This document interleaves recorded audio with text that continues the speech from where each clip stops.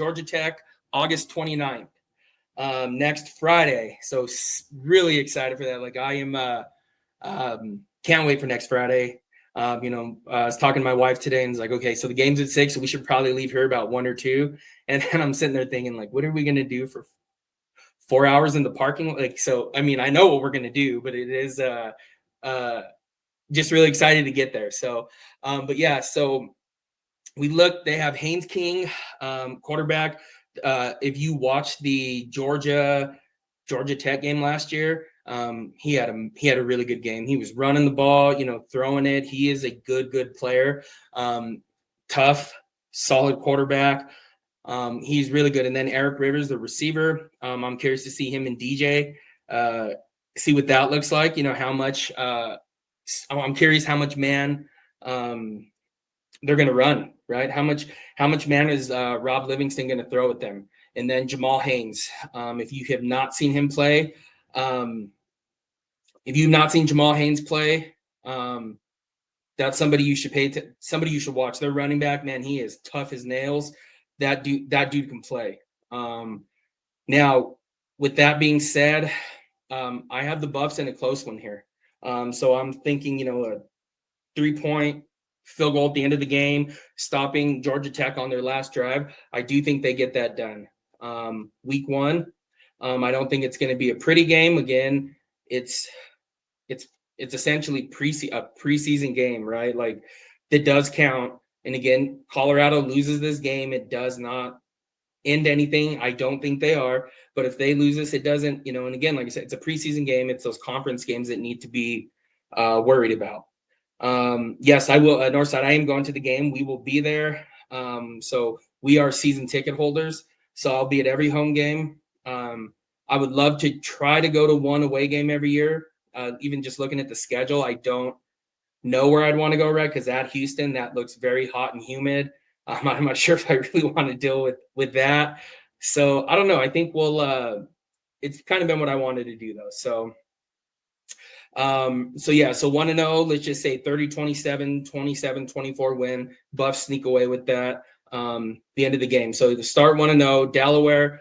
This is their first step up to FBS football. I got to win there. It should not be a close game. We should be able to see some backups there and everybody just hanging out, from the third and fourth quarter, have a safe ride home, those kind of things. So they should be 2-0 now at Houston. Just a little deep dive on Houston. So Connor Wigman, I can never pronounce his name. Wayman, I think that's how it is. So he is from a transfer from Texas A&M. This dude was one of the 5-star quarterback coming out. Played last year Texas A&M, got benched for Reed, I think it was at A&M. So we'll see what he does, but I do believe they named him the starter. I don't know why else he would. I mean, I guess he would go to there because he's from Texas, but to go to Houston. But they do have Donovan Smith. Senior dual threat quarterback. So again, he is threw for 867 passing yards. But if you watched Houston last year, I know we watched him against BYU. It was that was tough to stomach to sit through. I guess that was tough. They have a returning running back, Stacy Sneed. Expect him to a little bit be more involved. Again, they are still building at Houston. I think that coach there, oh man, I can't remember his name, but he is a fantastic coach, one that I think is going to end up turning that program around. But they're still a year or two early at this point, if that makes sense. So I do have the Buffs winning there 3-0 to start. Wyoming back in Boulder, 4-0. Tiresias Davis gets a reunion with the old team. But again, that should not be very close either. Houston does have a good line, good point. So there you are at 4-0. Now, this is one before the season, the next week, BYU. I had the Buffs losing this game, but now there is no Jake Retzlaff, right? So he is gone, doesn't play there anymore. I know Kalani Sitake, he's one of the best coaches in the country. But BYU, without that, they're starting a true freshman at quarterback. It's Bear. Bachmeyer, I think is his name. He's a dual threat quarterback, three-star player when he was coming out. But again, I still think I don't know what they're going to look like, because they had somebody who knew every single offense the way that Sataki wanted Kalani Sataki wanted the offense run. So yeah, I do think where we're gonna I do think the Buffs win this one. Again, if Retzlaff was still there, Jake Retzlaff was still there, I do not think the Buffs would pull that out. And again, he is not the greatest quarterback ever, right? We do know that, but they're just a well-coached team. I do think with this freshman, those turnovers are going to come early and often. And then, at some point, coaching is going to take over with him. And, Kalani Sataki, he'll do a great job with that young man. So 5-0. Now, this is at TCU. Let me see this. I think Georgia Tech, best team we faced this season on paper. Yeah. I was thinking about that earlier, but we'll dive into that here. Once I'm done with the reg. But at TCU, so here's where I think here's a slip up. Josh Hoover, their quarterback, really fantastic player. One that is not. People do talk about him, but he's not being talked about enough, if that makes sense. He threw for, what was it, over 3,900 yards, 27 touchdowns. He had 151.1 rating. This guy is back. He is one of the best quarterbacks in the Big 12, one of the best returning quarterbacks in the country. This dude is the real deal. So that is one that you need to watch. And then, Sonny Dykes, head coach, he is going to have them ready to go. Really excited to see what that is. And he has a new weapon with Eric McAllister. So Boise State transfer. This dude averaged 19 and a half, 20 yards per catch, 873 yards last year, 5 touchdowns last season in 2024 in a run-heavy offense, Boise State featuring Ashton Genty. This dude can play. So with him there, I think they're going to have a good they should have a good connection there. So I do think this is a loss, right? We think of this TCU game, and that's I can't remember, was it somebody said about the Disney Magic? This is the first show, I think it was. This is where TCU a couple years ago in Fort Worth is where the Disney Magic started, right? With Travis and Shador. Dylan Edwards had a big game. He had a massive game, I should say.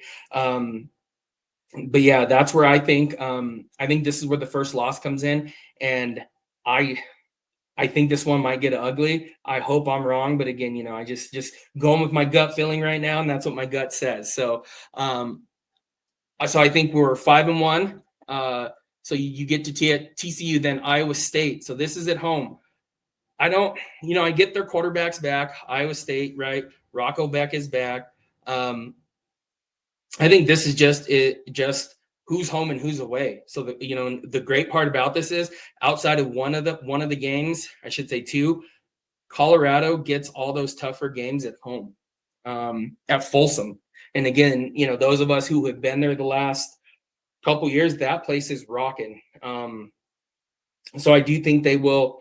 I do think they win this game. I do think it's close. Right, CU's coming off a loss. This game right here may be the game that we look at that makes or breaks the season. And what I mean that is, where's the trajectory going, right? That was the game last year against Kansas State. Before the game, all week long, right? So before I had the podcast, I could tell, I was doing basically this, talking to my wife about it. And she would listen, right? But I was just sitting there. It's like, man, this would be a season altering football.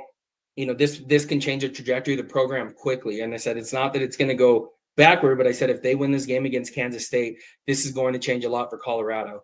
And again, they didn't win it, which, who would have foreseen, right, that all starting receivers end up getting hurt as well as the 2 backups. That was hard to see. Right. Not only the best player on the offense, but the best player on the defense got hurt, and Travis Hunter. Marion Miller got hurt and he was going off, right? That was at 8 catches for 145 yards.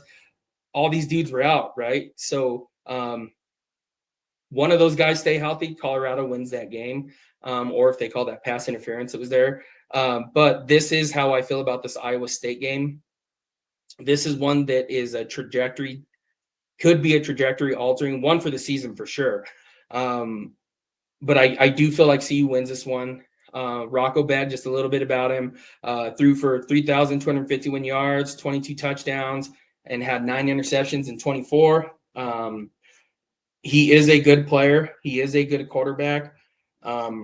He did lose, what was it, his number one receiver. They lost one of their best, I think both cornerbacks to the league. So we'll see. I don't think Iowa State, I do think CU beats Iowa State. I do think Iowa State's going to still be a solid team and be one of the ones remaining at the end of the season. But I do think Colorado pulls this one off, and this is going to be a good game. This is one that we're all going to have to bring it to.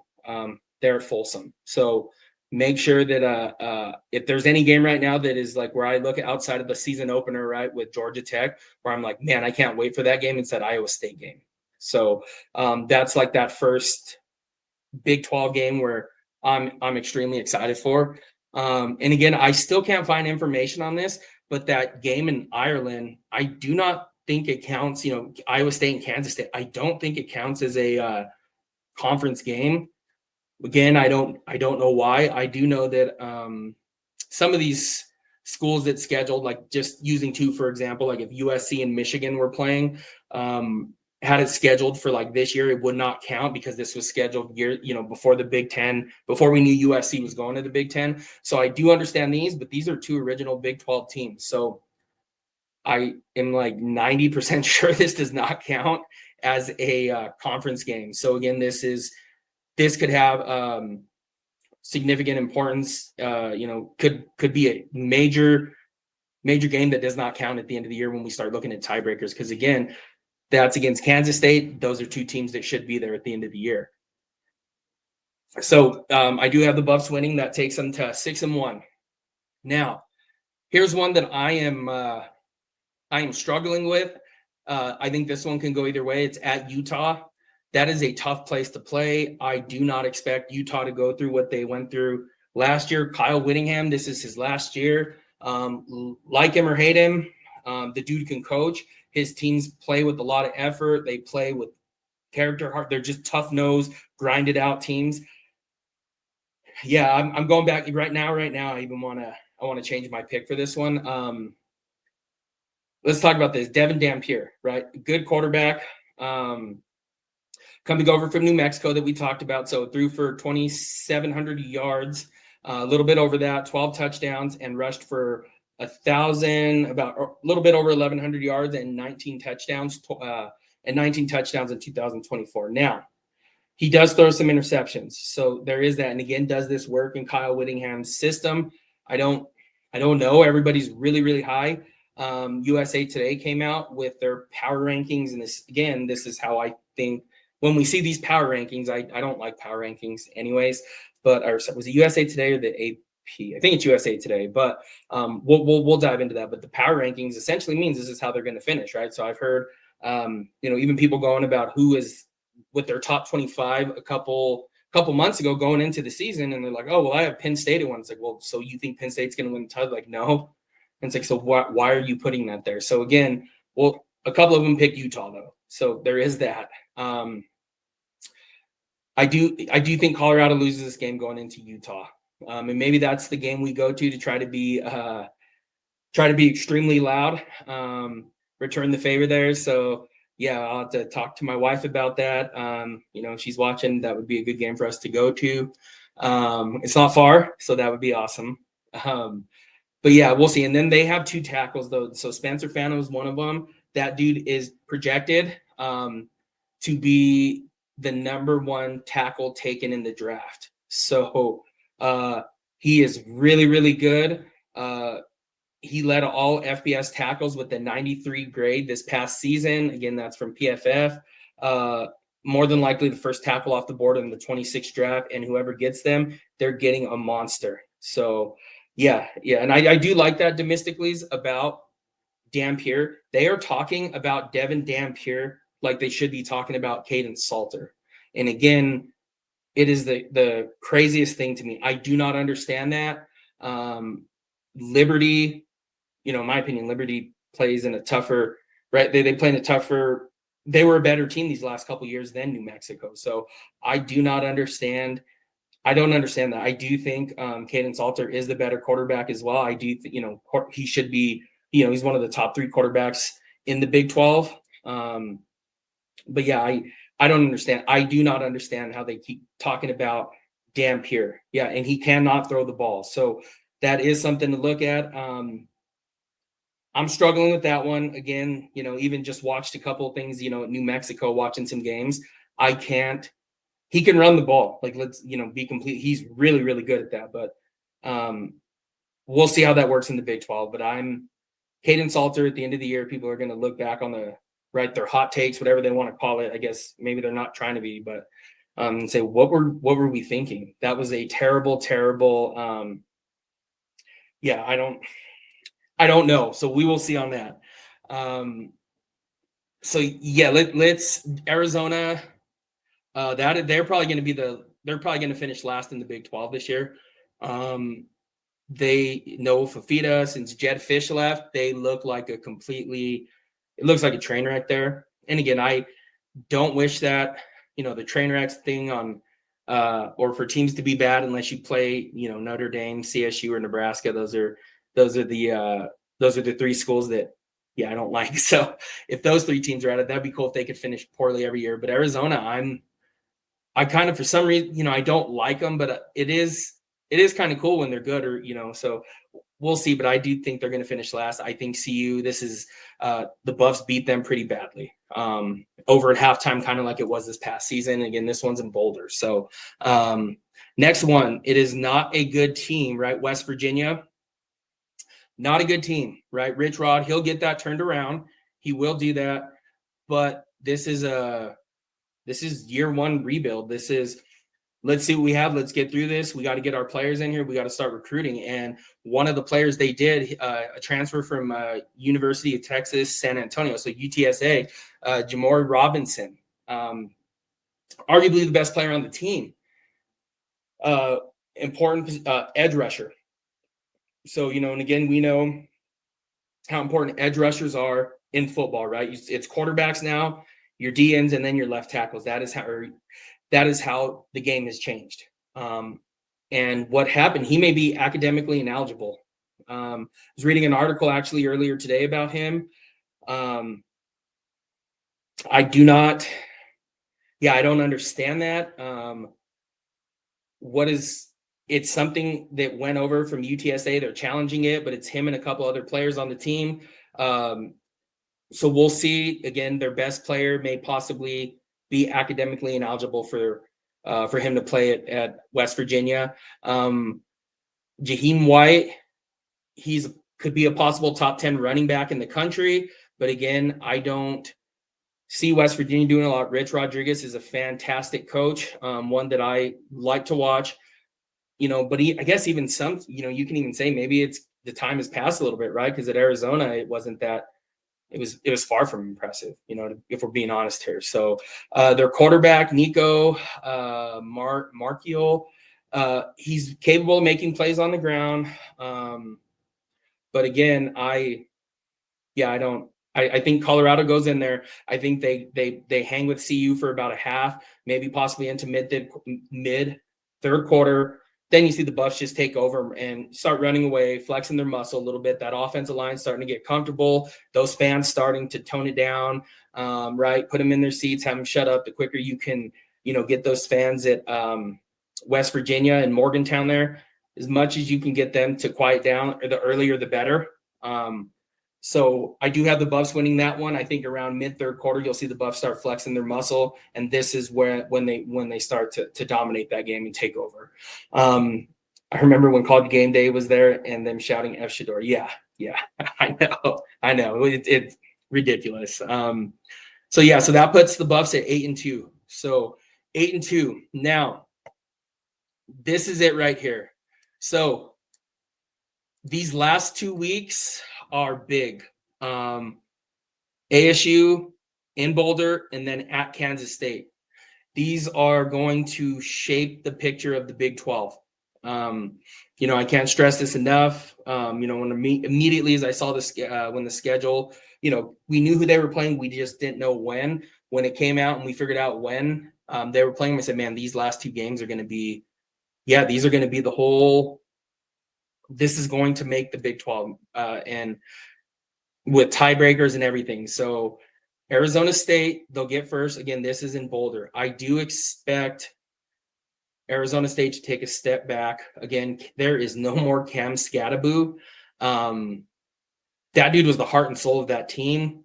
He even looks good right now. I think it was in Giants camp I was watching him. I think he's hurt. I think he got hurt, but watching him at Giants camp was pretty impressive. I was like, I didn't think he was that fast. And you see him play, and I guess when those pads go on, and he has a whole different speed to him. So I do think that is going to hurt a lot.